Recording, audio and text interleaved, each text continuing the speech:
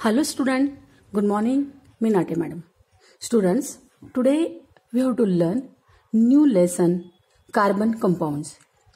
In this lesson, we have to learn some important points are first is bonds in carbon compounds. Second is carbon a versatile element. Third, hydrocarbons, functional group and homologous series.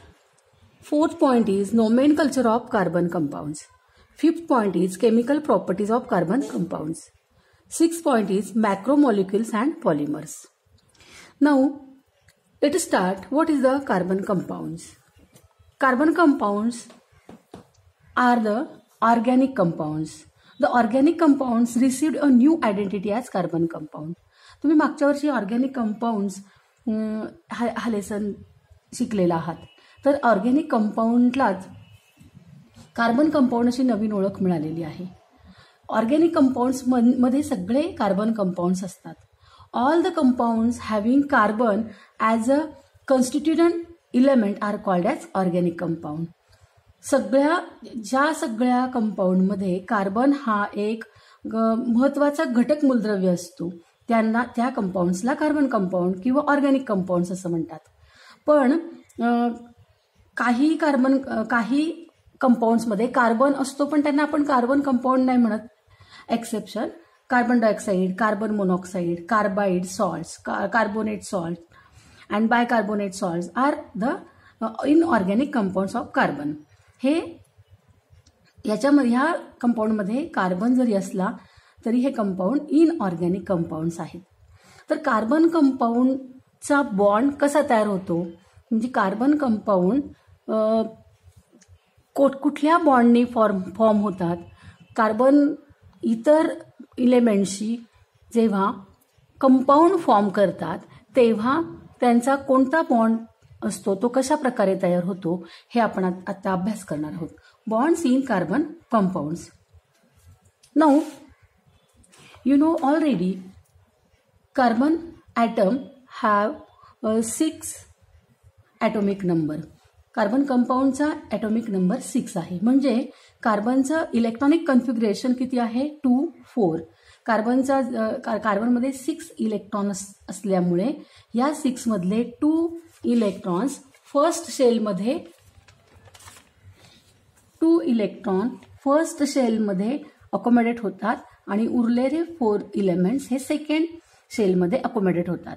Carbon या ॲटमला 2 shells असतात आणि first shell म्हणजे के लेव्हलमध्ये 2 electron and second shell म्हणजे L लेव्हलमध्ये 4 electrons असतात. तर हे आहे carbon ॲटमचं atomic structure.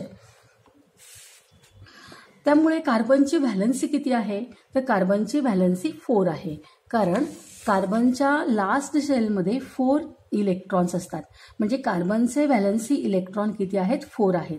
त्यामुळे कार्बनला त्याच्या जवळच्या नोबल गॅसची इलेक्ट्रॉनिक कन्फिग्युरेशन अटेंड करण्यासाठी 4 इलेक्ट्रॉन देण्याची किंवा घेण्याची किंवा शेअर करण्याची पर्याय तो निवडू शकतो. आणि म्हणून कार्बनचा व्हॅलन्सी इलेक्ट्रॉन 4 असल्यामुळे कार्बनची व्हॅलन्सी किती आहे, कार्बनची व्हॅलन्सी आहे 4. कारण कार्बनच्या लास्ट शेलमध्ये 4 इलेक्ट्रॉन आहेत. हे 4 इलेक्ट्रॉन 8 होण्यासाठी या लास्ट शेलमध्ये 4 इलेक्ट्रॉन बाहेरून आले तर याची ऑक्टॅट कंप्लीट होतो. किंवा हे 4 इलेक्ट्रॉन बाहेर निघून गेले तर याचा लास्ट शेल म्हणजे फर्स्ट शेलचा 2 इलेक्ट्रॉन कंप्लीट होतो. आणि म्हणून ह्या कार्बनच्या ॲटमचा व्हॅलन्सी आहे 4. कार्बनची व्हॅलन्सी किती आहे, 4 आहे. नंबर ऑफ व्हॅलन्सी इलेक्ट्रॉन 4 असल्यामुळे याची व्हॅलन्सी पण 4 आहे. आता या कार्बनच्या जवळचा near by noble gas and the electronic configuration. ह्या कार्बनच्या जवळचा नोबल गॅस कोणता आहे, तर कार्बनच्या जवळ नोबल गॅस जो आहे तो हेलियम.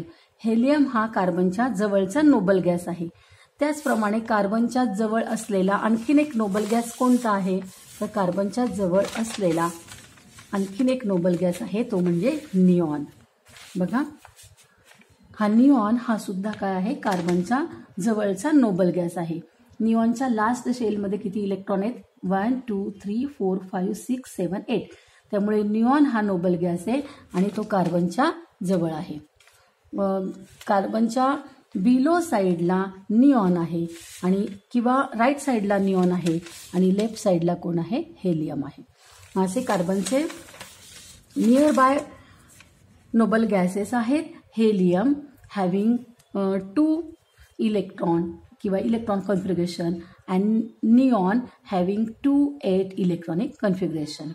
आता अशी स्थिती कार्बनची आहे. आपण आता बघितली की ही कार्बनची स्थिती आहे. कार्बनच्या लास्ट शेलमध्ये 4 इलेक्ट्रॉन आहे. तर हा कार्बन दुसऱ्या ॲटमशी जेव्हा बॉन्ड तयार करेल तर तो बॉन्ड कसा असेल याची स्टडी आपण आता करणार आहोत.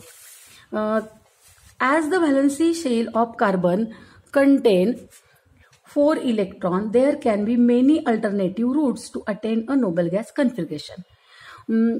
कार्बनच्या व्हॅलन्सी शेलमध्ये 4 इलेक्ट्रॉन असल्यामुळे कार्बनला त्याच्या जवळच्या नोबल गॅसची इलेक्ट्रॉनिक कन्फिगरेशन अटेन करण्यासाठी इथे अनेक मार्ग आहेत. म्हणजे एक तर तो हेलियमचा नोबल गॅस, हेलियम या नोबल गॅसचा इलेक्ट्रॉनिक कॉन्फिगरेशन अटेंड करू शकतो 4 इलेक्ट्रॉन देऊन, किंवा 4 इलेक्ट्रॉन घेऊन तो निऑनची इलेक्ट्रॉनिक कॉन्फिगरेशन अटेंड करू शकतो. हे दोन्ही मार्ग कार्बनकडे आहेत. कार्बनने 4 इलेक्ट्रॉन दिले तर त्याला हेलियमचं इलेक्ट्रॉनिक कॉन्फिगरेशन प्राप्त होईल, किंवा कार्बनने 4 इलेक्ट्रॉन जर घेतले तर त्याला निऑनचं इलेक्ट्रॉनिक कॉन्फिगरेशन काय होणार आहे, प्राप्त होणार आहे. तर हे दोन्ही मार्ग त्याच्याकडे आहेत. परंतु आता आपण बघूया ॲक्च्युअल ह्या दोन्ही मार्गांमधले कुठला मार्ग तो निवडू शकतो याचा आता आपण अभ्यास करूया. Bond formation by carbon.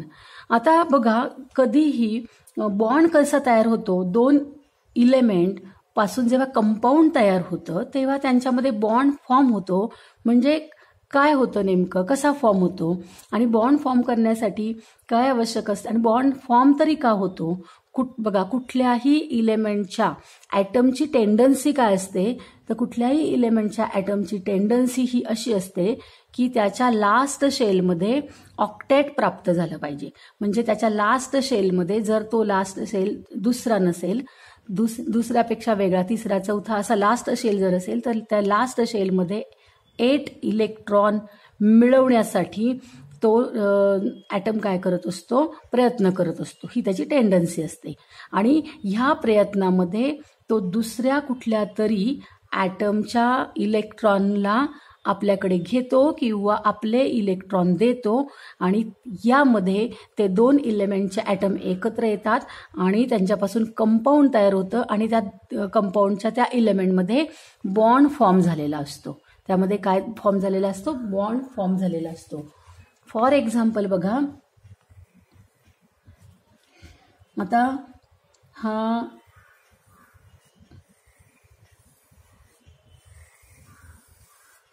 Sodium आपण बघितला, त्याच्यामध्ये फर्स्ट मध्ये 2 असतात, सेकंड मध्ये 8 असतात आणि थर्ड मध्ये 1 इलेक्ट्रॉन, कारण याच्याकडे 11 असतात. आणि आपण जर क्लोरीन घेतला तर क्लोरीनमध्ये फर्स्टमध्ये 2 असतात इलेक्ट्रॉन फर्स्ट शेलमध्ये, सेकंड शेलमध्ये 8 इलेक्ट्रॉन असतात आणि थर्ड शेलमध्ये 7 इलेक्ट्रॉन्स 1 2 3 4 5 6 7. आता हा जो सोडियम आहे, हा सोडियम ऑक्टेट प्राप्त करून घेण्यासाठी, म्हणजे त्याच्या लास्ट शेलमध्ये 8 इलेक्ट्रॉन मिळवण्यासाठी तो काय करेल, हा इलेक्ट्रॉन क्लोरीनला देऊन टाकतो आणि क्लोरीनमध्ये तो हा इलेक्ट्रॉन आल्यामुळे क्लोरीनचे किती लास्ट शेलमध्ये किती इलेक्ट्रॉन होतात, 8 होतात. 1 2 3 4 5 6 7 8. तर हे असे 8 इलेक्ट्रॉन इथे क्लोरीनमध्ये येतात. हा सोडियमकडून घेतलेला असतो. तर हा जेव्हा इथून जातो तेव्हा सोडियमचा कुठला आयन, पॉझिटिव्ह आयन तयार होतो आणि क्लोरीनमध्ये हा इलेक्ट्रॉन आल्यामुळे क्लोरीनचा निगेटिव्ह आयन तयार होतो. आणि ह्या दोघांमध्ये जो बॉन्ड होतो आणि हे दोघं एकत्र येतात आणि हे दोघं एकत्र आल्यानंतर यांच्यामध्ये जो बॉन्ड होतो हा NaCl Na+Cl हा एकत्र येऊन NaCl सोडियम क्लोराईड तयार होतं आणि यांच्यातला बॉन्ड जो तयार होतो तो बॉन्ड असतो आयोनिक बॉन्ड.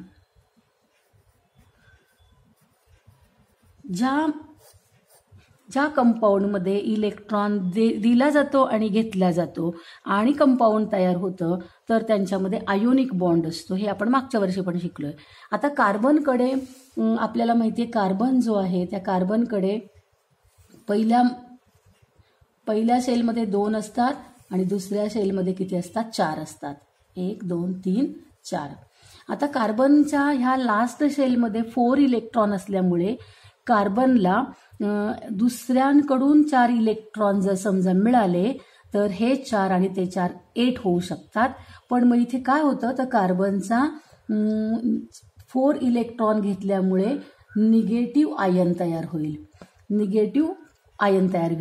किंवा कार्बनने जर समजा आपले 4 इलेक्ट्रॉन देऊन टाकले, समजा हे 2 आणि हे 4 इलेक्ट्रॉन 1 2 3 4 हे 4 इलेक्ट्रॉन देऊन टाकले समजा, तर कार्बनचा हा हेलियम नोबल गॅसचा याला इलेक्ट्रॉनिक कन्फिगरेशन अटेंड होतो आणि इथे कार्बनचा +4 हा आयन तयार होतो. आयन तयार होईल. पण इथे एक अडचण होते बघा. आता बाहेरून आला समजा हा,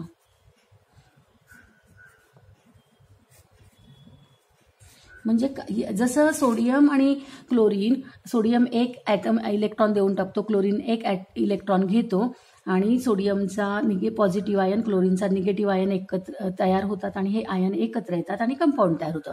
तर तशी स्थिती इथे होते का आपण बघूया. कार्बनला 4 इलेक्ट्रॉन आल्यामुळे कार्बनचा निगेटिव्ह आयन समजा तयार होईल आणि 4 इलेक्ट्रॉन समजा गेले तर पॉझिटिव्ह आयन तयार होईल.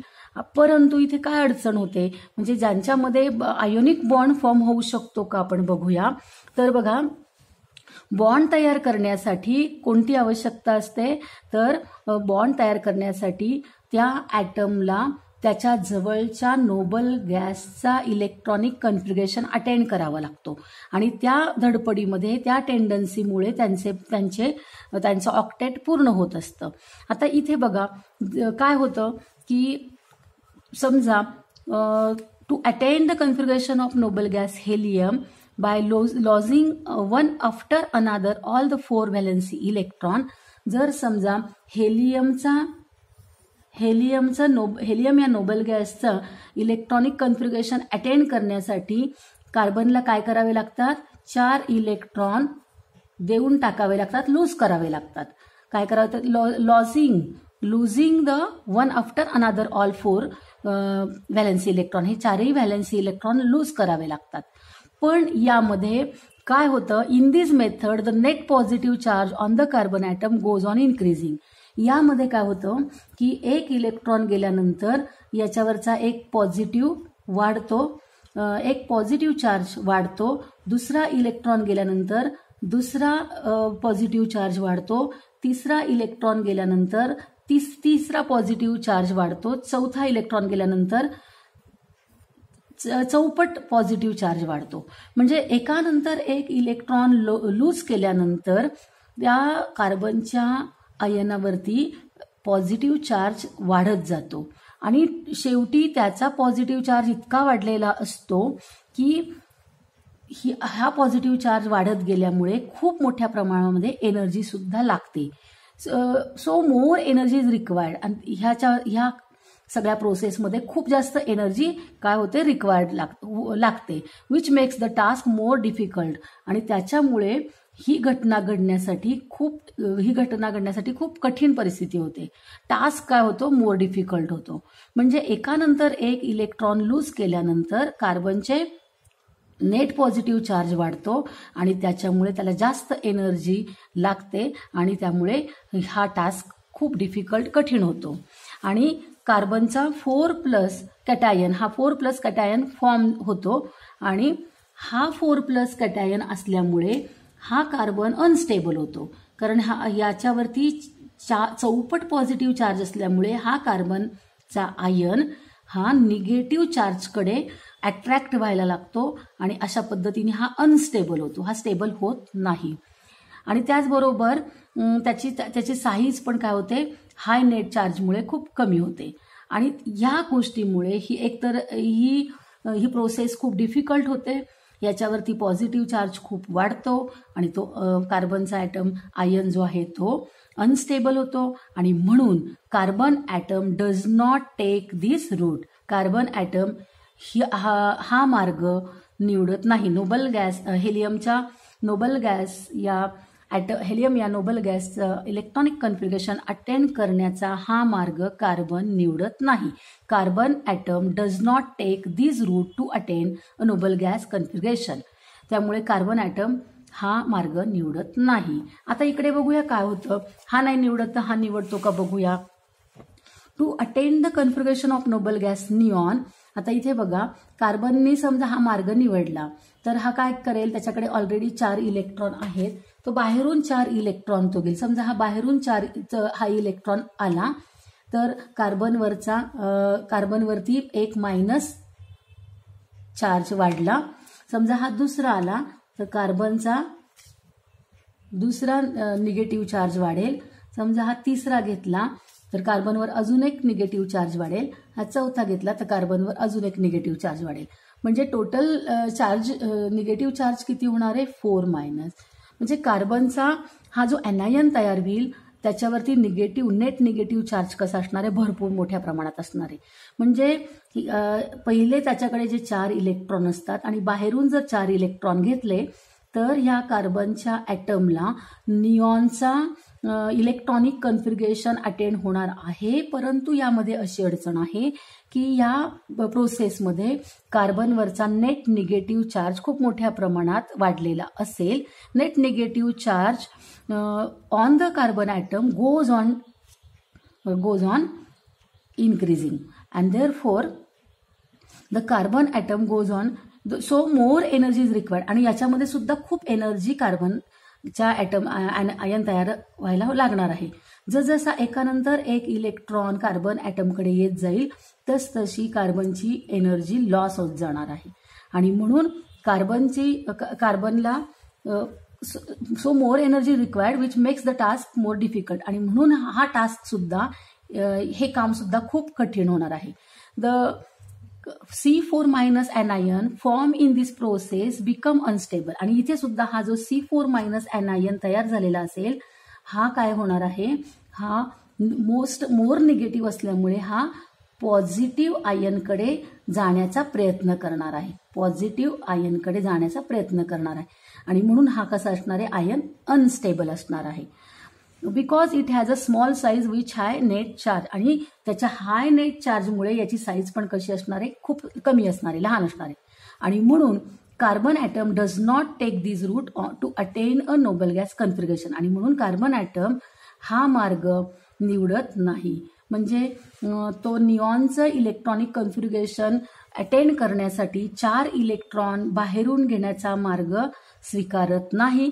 त्याचबरोबर तो हेलियमचं इलेक्ट्रॉनिक कन्फिगरेशन अटेंड करण्यासाठी 4 इलेक्ट्रॉन लूज करण्याचा मार्गही तो कार्बन स्वीकारत नाही. म्हणजे एकूण काय की कार्बन मध्ये जो बॉन्ड आहे तो आयन निर्माण होण्यासाठी तो आयन तयार करत नाही. आणि म्हणून कार्बन कंपाऊंड तयार होत असताना त्यांच्यामध्ये आयोनिक बॉन्ड तयार होऊ शकत नाही. म्हणजे कार्बन बॉन्ड हे तयार होण्यासाठी कार्बन हा आयोनिक बॉन्ड स्वीकारत नाही.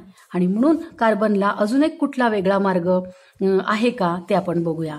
म्हणजे कार्बन त्याचे 4ही इलेक्ट्रॉन गमावून तो कार्बन ॲनायन तयार करत नाही आणि 4 इलेक्ट्रॉन घेऊन तो कार्बन कॅटायन तयार करत नाही. आणि म्हणजे त्यांच्यामध्ये आयोनिक बॉन्ड निर्माण होऊ शकत नाही. मग आता आपण बघूया की कार्बन कोणता मार्ग स्वीकारतो. कार्बनला बॉन्ड तयार करण्यासाठी कार्बन एक नवीनच मार्ग स्वीकारतो. तर तो मार्ग आपण बघूया. To attend the configuration of neon by sharing 4 electron of valency shell. हा कार्बन जो आहे, कार्बनकडे पहिल्या शेलमध्ये 2 इलेक्ट्रॉन्स असतात आणि दुसऱ्या शेलमध्ये 4 इलेक्ट्रॉन्स असतात, हे आपल्याला माहिती आहे. म्हणजे आपल्याला की हा जो कार्बनचा लास्ट शेल आहे याच्यामध्ये 4 इलेक्ट्रॉन आले पाहिजेत हे आपल्याला माहिती आहे. आणि त्याच्यामुळे हा निऑन या नोबल गॅसचं इलेक्ट्रॉनिक कन्फिगरेशन अटेंड करू शकतो. आता त्याच्यासाठी तो बाहेरून इलेक्ट्रॉन घेणार नाहीये हे आपल्याला माहिती आहे. मग हा कार्बन काय करतो, तर हा कार्बन आपले हे जे 4 इलेक्ट्रॉन आहे हे 4 इलेक्ट्रॉन दुसऱ्या ॲटमच्या 4 इलेक्ट्रॉनला शेअर करतो. फॉर एक्झाम्पल बघा, आता समजा हायड्रोजन आहे आणि हायड्रोजनच्या बाहेरच्या शेलमध्ये 1 इलेक्ट्रॉन आहे.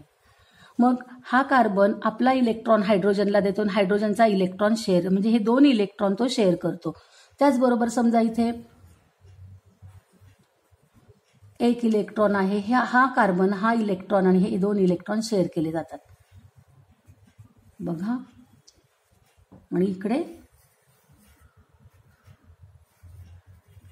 आता इथे बघा काय करतो हा कार्बन, ह्याला 4 इलेक्ट्रॉन हवे आहेत आणि या हायड्रोजनला 1 हवा आहे, या हायड्रोजनला 1 हवा आहे, या हायड्रोजनला 1 हवा आहे, म्हणून हे 4 आणि हे कार्बनचे 4 इलेक्ट्रॉन शेअरिंग होतात. तर शेअरिंग होतात म्हणजे काय, ते दोघं मिळून एकत्र वापरतात. हा आहे कार्बन, कार्बनचा सेकंड शेल आणि कार्बनचा हा शेल. तर हा इलेक्ट्रॉन हा हायड्रोजनचा, आता हा इलेक्ट्रॉन कार्बनचा आणि हा इलेक्ट्रॉन हायड्रोजनचा, हे 2 इलेक्ट्रॉन कार्बन आणि हायड्रोजन शेअर करतात. हा कार्बनचा इलेक्ट्रॉन आणि हा हायड्रोजनचा इलेक्ट्रॉन हे दोघं मिळून शेअर करतात. कार्बनचा हायड्रोजनचा, कार्बनचा हायड्रोजनचा, म्हणजे इथे कार्बनने आपले 4 इलेक्ट्रॉन 4 हायड्रोजनच्या इलेक्ट्रॉन बरोबर शेअर केलेत. आता जर आपण बघितलं तर कार्बनच्या लास्ट शेलमध्ये किती इलेक्ट्रॉन झाले, 1 2 3 4 5 6 7 8. म्हणजे कार्बनला कोणतं इलेक्ट्रॉनिक कन्फिगरेशन अटेंड झालं, तर निऑनचं. निऑनकडे लास्ट शेलमध्ये किती असतात, 8 असतात. निऑनकडे 8 असतात आणि ते शेल, आणि ह्याला म्हणतात कोव्हॅलंट बॉन्ड. हा आहे कोव्हॅलंट बॉन्ड.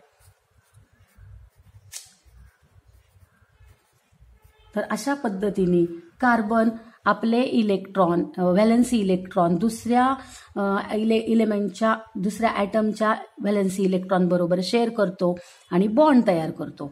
आणि हा जो बॉन्ड आहे याला कोव्हॅलंट बॉन्ड असं म्हणतात, कोव्हॅलंट बॉन्ड. अशा पद्धतीने कार्बनचा कोव्हॅलंट बॉन्ड तयार होतो. In this method, to attain the configuration of neon by sharing 4 electrons of valency shell with 4 valency electron of other atom. In this method, 2 atoms share valency electron with each other. Valency shell of both the atom accommodate the shared electrons. As a result, both the atom attain a noble gas configuration without generating any net charge on them, which means that atom remain electrically neutral. Due to this factor, atom attain stability. Carbon atom adopt this route to attain a noble gas configuration. Carbon atom त्यांचं electronic configuration, noble गॅसचं electronic configuration attend करण्यासाठी valency electron share करण्याचा मार्ग स्वीकारतो. अशा पद्धतीने त्याच्यामध्ये covalent bond तयार होतो.